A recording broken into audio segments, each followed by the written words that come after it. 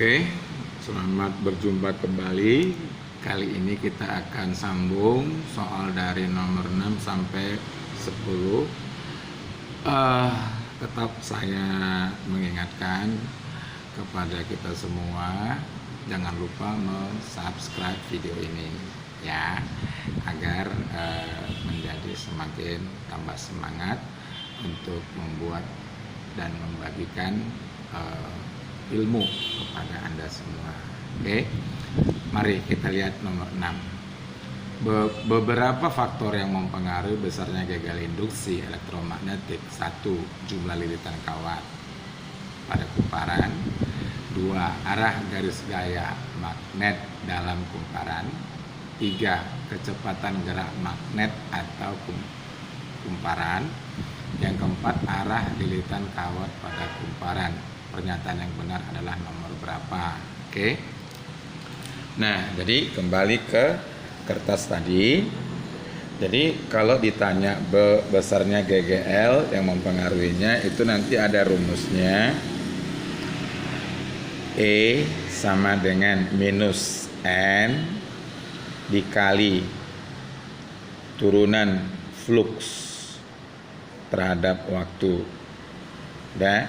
Nah, jadi dari sini sudah bisa kita tahu kalau N itu adalah jumlah lilitan kawatnya. Jadi besaran GGL itu bergantung kepada ini. Nah, kemudian besarnya kecepatannya. Ini sekarang kalau kita lihat turunan flux terhadap waktu itu tak lain tak bukan adalah kelajuan atau kecepatan gerak magnet. Jadi kalau sesuai dengan nomor 6 berarti nanti jawaban yang cocok adalah pernyataan 1. Oke, itu jumlah lilitan kawatnya, kemudian kecepatan gerak magnet atau kumparan, itu untuk yang nomor 3-nya. Jadi jelas nomor 6 jawabannya adalah C ya, 1 dan 3. Nah, kemudian untuk yang nomor 7 ya. Nomor 7, berikut ini cara-cara menimbulkan arus induksi, yakni 1. Magnet diam dalam kumparan. 2. Sebuah magnet berputar di dekat kumparan. Yang ketiga, kumparan bergerak terhadap kutub magnet. Yang keempat, kumparan primer dialiri arus searah. Adapun cara-cara yang benar ditunjukkan oleh nomor berapa? Kan begitu ya pertanyaannya ya. Nah, jadi di dalam menimbulkan arus induksi yang pasti kita ingat supaya tahu prinsipnya sampai kapanpun adalah terjadinya perubahan yang namanya flux magnetik. Untuk merubahnya nggak peduli apakah magnet yang berputar atau kumparan yang berputar ya, nggak peduli kita, atau kalau boleh ya kedua-duanya gitu, kedua-duanya sama-sama berputar gitu. Nah, seperti gambar yang pertama ini, lihat, yang ini magnet dengan kutub utara, yang ini magnet dengan kutub selatan, lalu yang ini kumparannya. Nah, ini kumparannya ini berputar.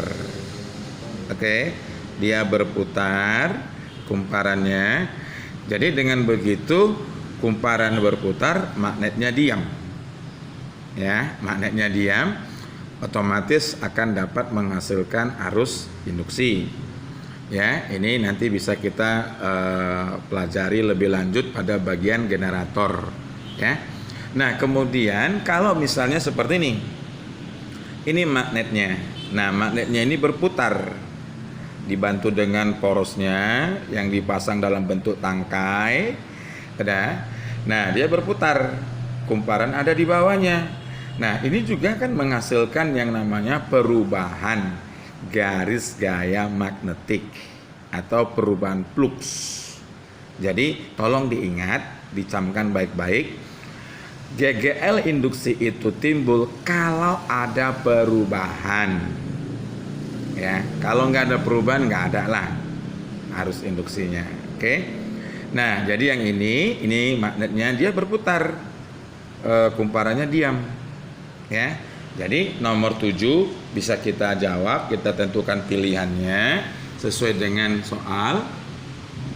Di situ tadi sebuah magnet berputar nomor 2, kemudian kumparan bergerak terhadap kutub magnet itu boleh. Berarti kalau begitu jawaban yang cocok adalah C, 2 dan 3 ya. Nah, kemudian kita lanjut ke nomor 8 ya.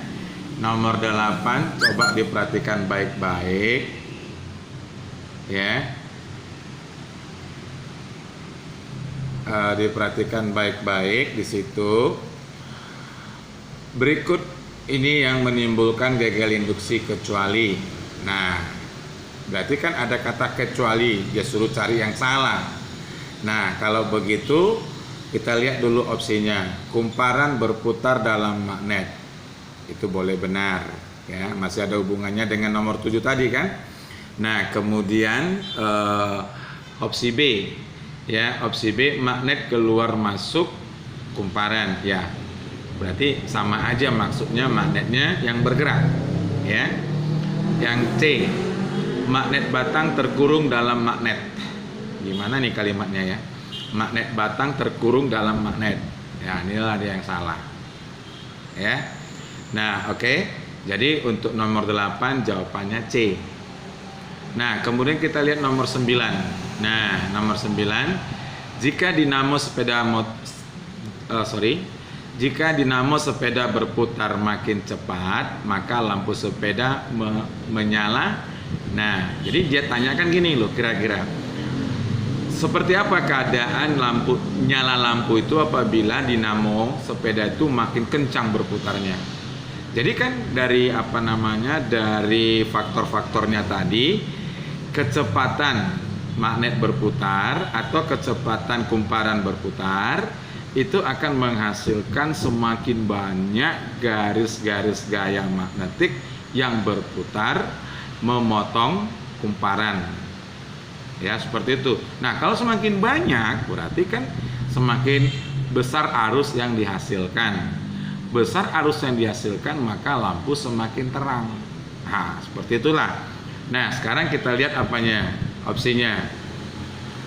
Katanya sepeda menyala, opsi A, terang karena medan magnet pada dinamo makin kuat sehingga arus pada lampu makin besar. Nah, di sini kita masih ragu. Kenapa? Oke, terang karena medan magnet pada dinamo makin kuat. Loh, kan gak ada urusannya dengan kuat lemahnya magnetnya kan. Oke. Yang B, redup, udah pasti salah. Yang C, terang. Nah, ini dia terang karena perubahan medan magnet pada dinamo makin cepat sehingga hambatan dinamo makin kecil.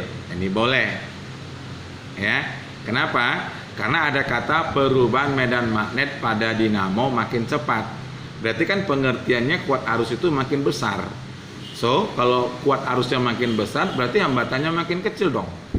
Kalau hambatannya gede, ya nggak mungkin arus listrik bergerak semakin cepat. Ya. Jadi nomor 9 jawabannya C. Nah, untuk sesi kali ini kita masuk nomor terakhir, yaitu yang ke-10. Berikut ini yang tidak mempengaruhi besar gagal induksi adalah, nah, ada katanya jumlah lilitan, kecepatan gerak, hambatan kawat, besarnya magnet. Nah, jadi di sini kalau tadi misalnya kalian perhatikan baik-baik penjelasan saya dan saya akan ulang seperti apa rumusnya ya. Kita perhatikan kembali di sini. Besarnya gagal induksi itu rumusnya ini.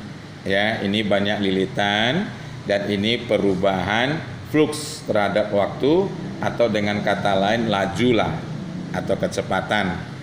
Nah, di sini sudah jelas ya, ada jumlah lilitan, ada kecepatan. Nah, kalau rumus flux ini kita buka seperti ini dia, kuat medan magnetiknya atau besarnya magnet. Berarti kalau kita menggunakan magnet yang besar nilainya, maka ya udah otomatis arus listrik yang dihasilkan GGL-nya pun makin gede. Ya, kira-kira kurang lebih seperti itu. Nah, ini luas penampang yang dipotong garis gaya tadi. Oke.